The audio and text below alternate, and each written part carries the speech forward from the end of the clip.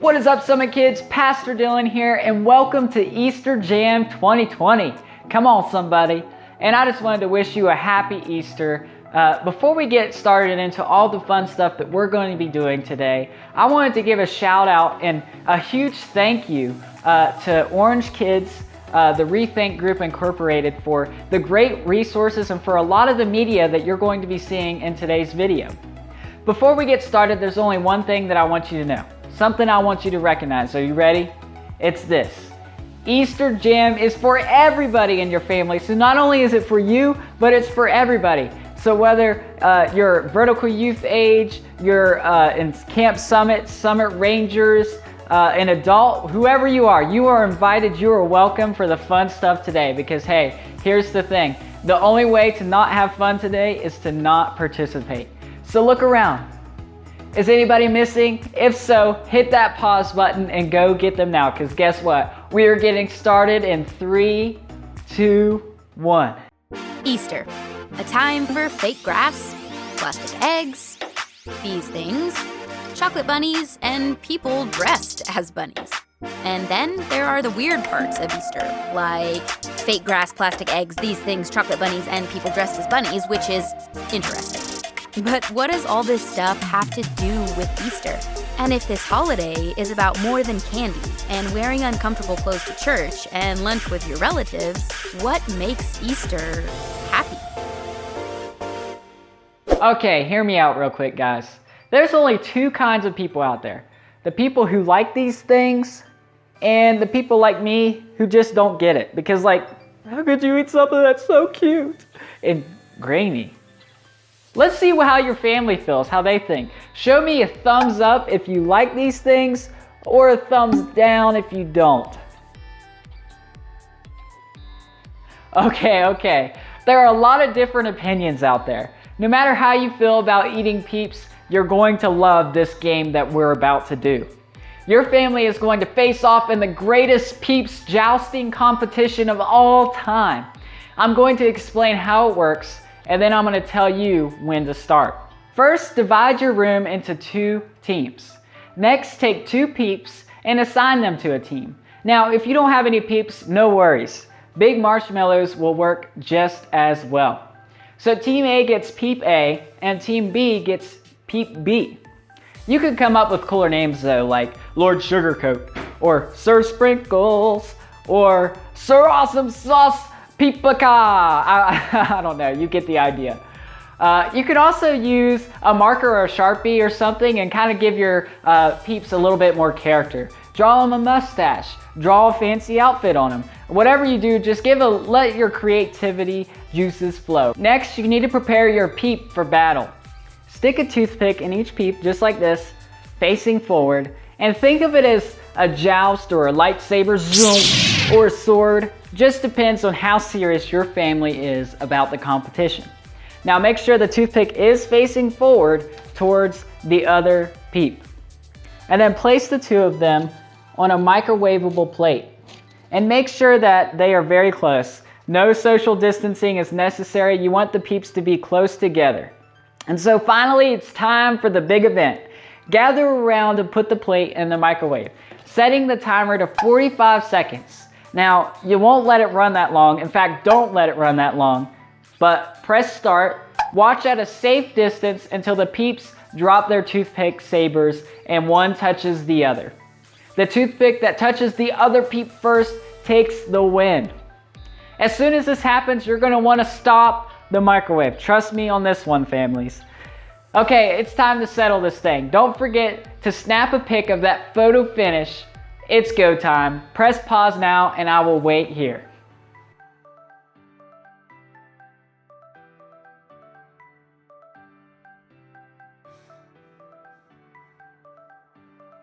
How did it go? Who won? I want pictures. Post them with the hashtag EasterJam2020. You know, I have to admit, this was more fun than I thought. And also, this happened. It's all melted and Are you guys ready for another game? All right, so for this one, you're gonna need a laundry basket with lots of socks. Clean or dirty, it doesn't matter. Ugh. And so as long as they have a match, you're all good to go. So go grab those things now, press pause, and I'm gonna wait right here.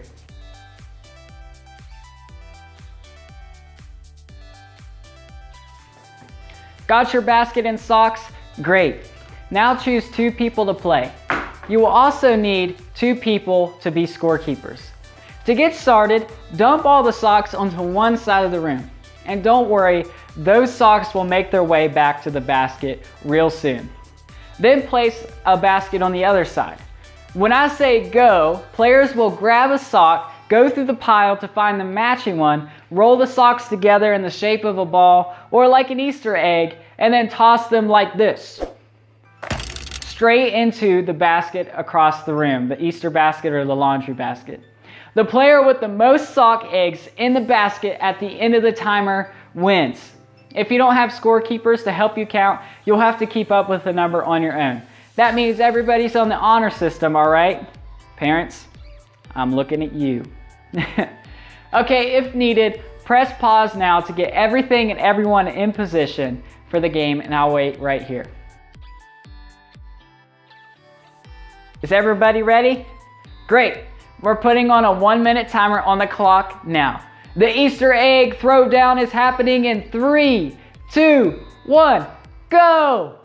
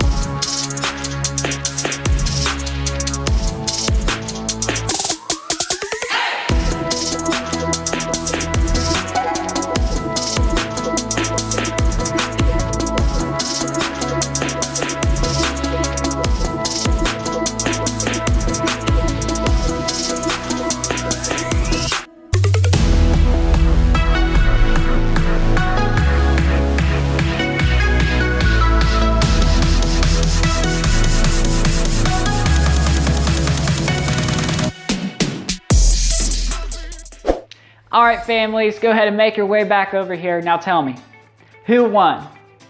Okay, that was wild. Whoever won gets socks. Okay, just kidding. Adults, make sure whoever won the challenge gets a special treat today. And maybe it could be one of these things. Okay, maybe not. I hope you're having fun so far. We're celebrating because today is Easter. If you don't know the whole story of Easter, that's okay. Today we're going to talk about what makes today, maybe more than any other day, a happy day. But before we get there, I know that you have a lot of family and friends who would love to hear from you. And to make that happen, you have a few options.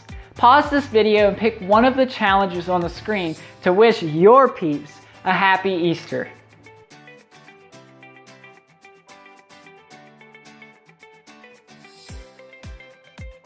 Even though we're celebrating a little bit differently today, that's okay. Easter is still happy. And it's not just because of peep wars or Easter baskets or chocolate bunnies. Although those things are awesome, it's still happy because of what happened thousands of years ago at the first Easter. It's the world's most powerful story, and yet it's so simple.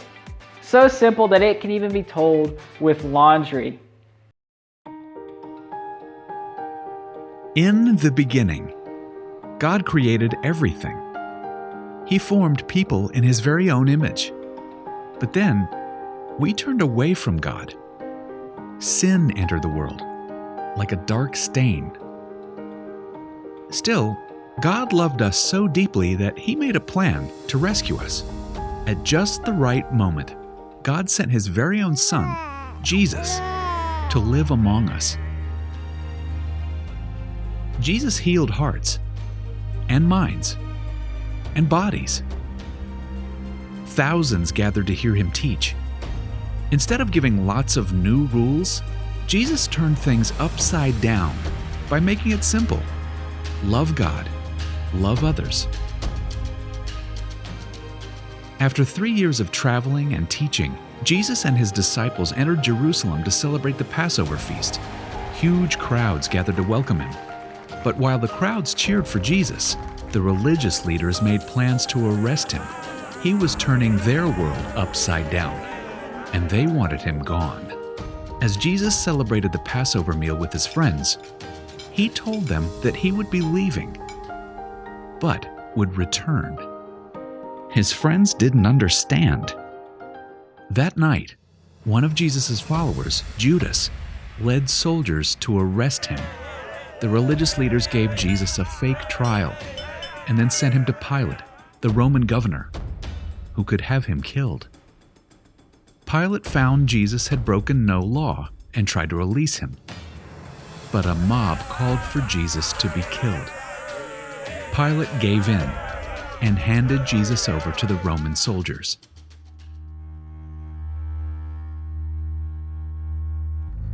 Jesus was forced to carry the heavy beams of his own wooden cross.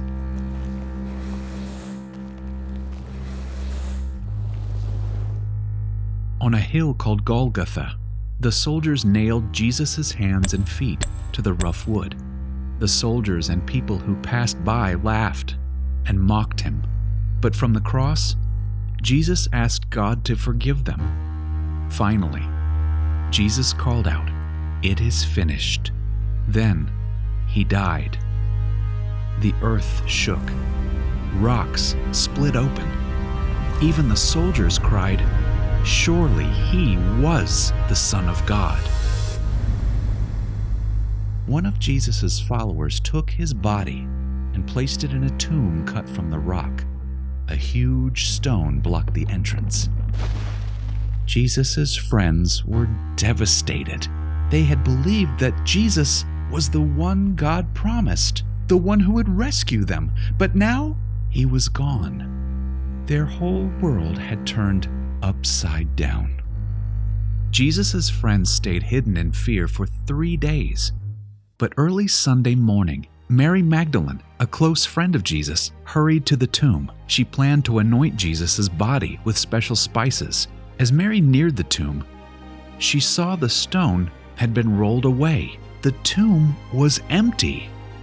Mary turned to see a man standing near. She didn't recognize him until he said, "Mary." It was Jesus, alive. Jesus told her, "Do not hold on to me. I have not yet ascended to the Father. Instead, go to those who believe in me." Jesus, God's Son, became like us to lay down his life. Through God's power, he defeated death for all of us, and sin was washed away. One day, he's promised to return, so we can live with him forever.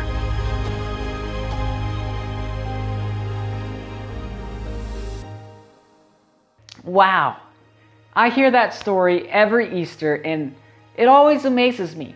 I mean, God sent Jesus to a world to remind me that he is greater than anything that can go wrong in my world.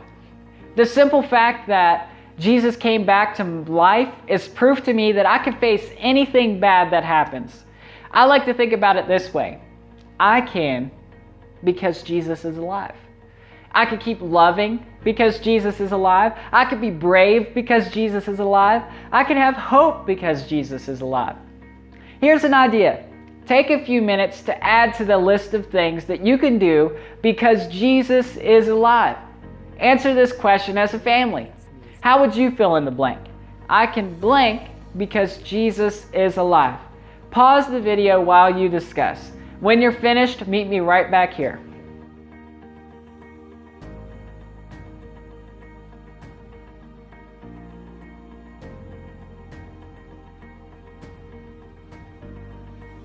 Awesome. I love conversations like these because remembering what God has done in the past helps me to trust him and what's going on in my life right now. I hope that's true for you too. And I hope you spend the rest of the day making happy memories with your family. To get started, here is one last challenge. For this one, you'll need to decide who is the technology genius in your house. Maybe it's a step parent and aunt or an older brother or sister or something like that. Either way, decide who that person is now. Got it? Awesome. As soon as this video is over, I want you to go outside and take a family Easter photo. You could be dressed up in your PJs, or you could dress up really nice.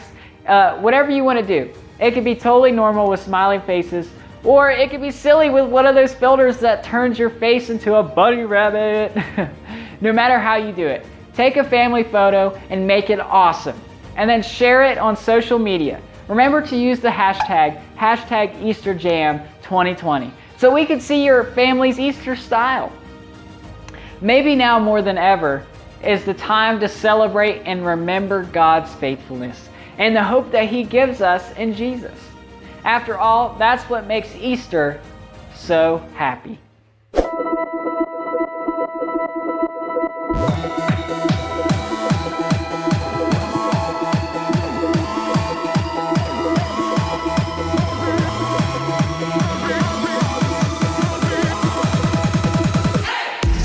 Day in history, death is beating, you have rescued me. Sing it out, Jesus is alive. The empty cross, the empty grave, life eternal, you have won the day. Shout it out, Jesus is alive. He's alive.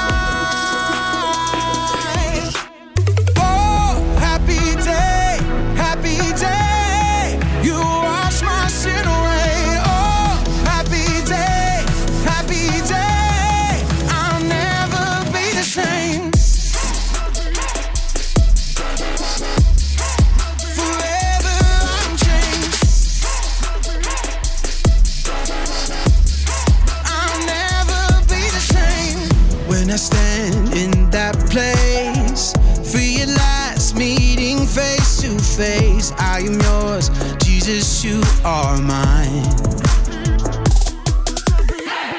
In this joy, perfect peace, earthly pain finally will cease. Celebrate, Jesus is alive.